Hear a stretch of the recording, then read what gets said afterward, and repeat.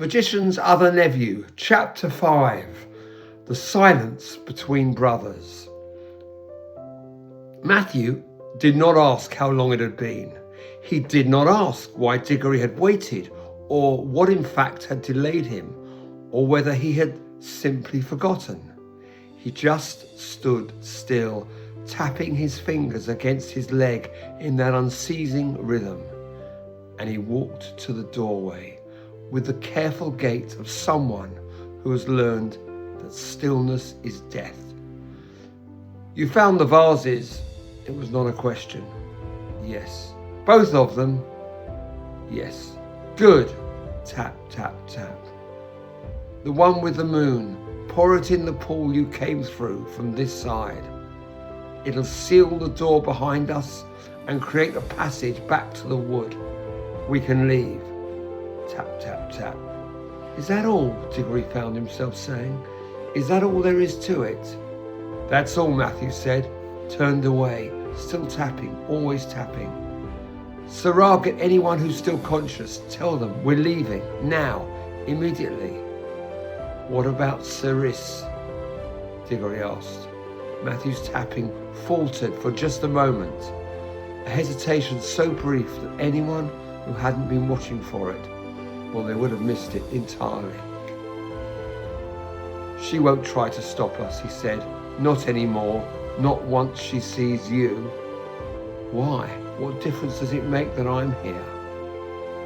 Matthew looked at him then, really looked at him, for the first time since Digory had entered the shelter. And in that look was something Digory had never seen in his brother's face before. Pity. Because you're the one she wanted, Matthew said quietly. You're the one who was supposed to wake the witch. I was just a mistake, a wrong guess. She's kept me here for 55 years because she couldn't bear to admit she'd failed. He laughed, a sound like stones grinding together. When she sees you, when she realizes that her sister is already awake, already free, and now already dead, she'll have no reason to hold anyone anymore. The prophecies she was trying to prevent happened 55 years ago in our time. We're all just leftovers, remnants of a war that's already over. As Seris hurried off to gather the others, and how many others there were, well, or what state they were in, Digory really could not guess. Polly touched his arm with gentle firmness. He won't look at you properly, you know, she said quietly. His eyes keep sliding away. I know, Digory said. You must say something to him. What am I to say, Polly? What words exist that could possibly... The truth, she said simply. It's the only thing that's ever worked between brothers. Digory found Matthew in the back of the small shelter, packing a bag with the methodical care of someone who has done this many times in his imagination. A few books, a flint and striker, a stone canteen. The fingers tapped against each other as he packed. Tap, tap, tap. Then against the table. Tap, tap, tap. Then against his own thigh. Tap, tap, tap. Never stopping. Never still. Matthew, we should go soon. Seris will know we're leaving. She may not try to stop us, but she'll want to see, to understand. We need to move before she decides she'd rather keep us than face the truth. Matthew, I'm sorry. Matthew's hand stopped. For the first time in 55 years. For the first time since he had discovered that stillness meant death. That to stop moving was to begin fading. That the grey was always waiting to claim him. His hands went completely still. He turned very slowly, and his face was terrible to behold. But Digory saw something else too. A faint tremor beginning at Matthew's fingertips. A flicker of translucence in the skin of his wrists. The grey was already reaching for him. You need to keep moving, Digory said, his voice breaking while he tapped. Your hands, the grey is... Then say what you came to say. Matthew's voice was barely a whisper. Quickly. I found these vases in 1931. I can tell by your face you know what year it is now. It's 1954. I've known where you were for 23 years. Why? The word hung between them like a blade. Digory felt himself shrinking, becoming a child again. 7 years old, and then 12. Always the younger brother. Always in Matthew's shadow. Always not quite enough. But Polly's words echoed in his mind.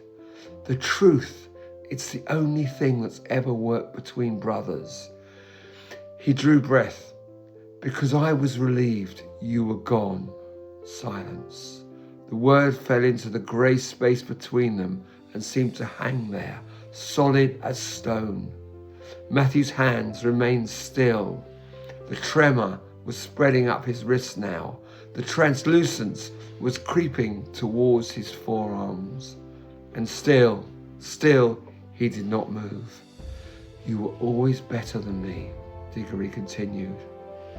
And his voice was fracturing now, breaking apart under the weight of 23 years of shame. Braver, cleverer, more interesting. Everyone loved you best, father, mother, even Uncle Andrew. You were going to be the first, the great explorer, the one who discovered other worlds. And then you vanished. And do you know what happened? Do you know what happened? He was weeping now. He could feel the tears on his cheeks, hot and shameful. I got to be special. For the first time in my life, 5 years after you disappeared, I went to the wood. I went to Narnia. I met Aslan himself. I had adventures that people still talk about. I became Professor Kirk, the professor with the magic wardrobe, the one who knew about other worlds. I was the one whose story mattered.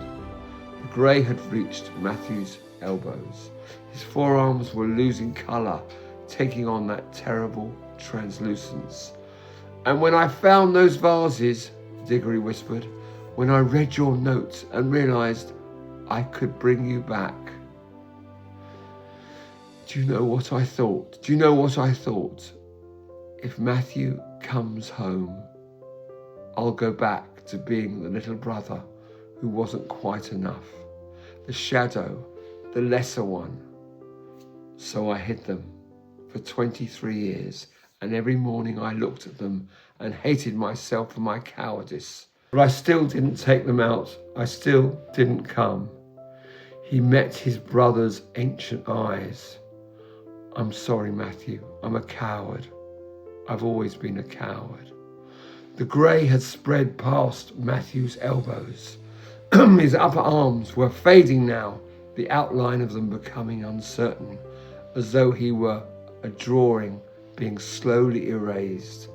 And still, his hands did not move. Start tapping, Digory said desperately. Please, you have to. You're fading. You idiot, Matthew said. There was something in his voice that might have been laughter or might have been weeping. Do you truly think I've spent 55 years in this place hoping you would rescue me? I gave up on rescue after the first decade. After the first decade, hope becomes a kind of torture. You have to let it go or it eats you alive. Do you know what I thought about instead? Or kept me sane while everyone around me slowly froze?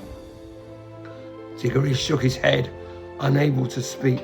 You, Matthew's voice cracked. I thought about you living a life, going to school, having friends, falling in love, having adventures. And yes, I hoped you would have adventures because I knew you had it in you. I thought about you becoming someone, doing something that mattered, being happy. That's what kept me moving. all these years. That's what kept my hands tapping when everyone else gave up and let the grey take them. The thought at least one of us got out. His hands began to move again, slowly at first. Tap, tap, tap. The translucency began to recede. Colour crept back into his arms. I was the fool who volunteered to be Uncle Andrew's experiment, Matthew continued. His voice was steadier now. I was the one who wanted glory badly enough to risk everything for it. I knew the old coward couldn't be trusted, and I went anyway. I paid the price for my own ambition, Digory, not for your cowardice, for my arrogance. Tap, tap, tap. I didn't need you to save me. I needed you to be happy. He crossed to Digory and then gripped his shoulders, and his hands, they were shaking now. The constant rhythm finally broken by something stronger than the fear of stillness, something stronger than 55 years of survival. I needed you to be happy, he repeated. Were you? All those years, were you happy? Digory looked at him through tears. No, he whispered. I was hollow. Every day I opened that drawer and I hated myself. I built my whole life around avoiding the truth that I'd abandoned you. I've been miserable for 23 years. Matthew looked at him for a long moment, really looked at him, as though seeing him for the first time in half a century.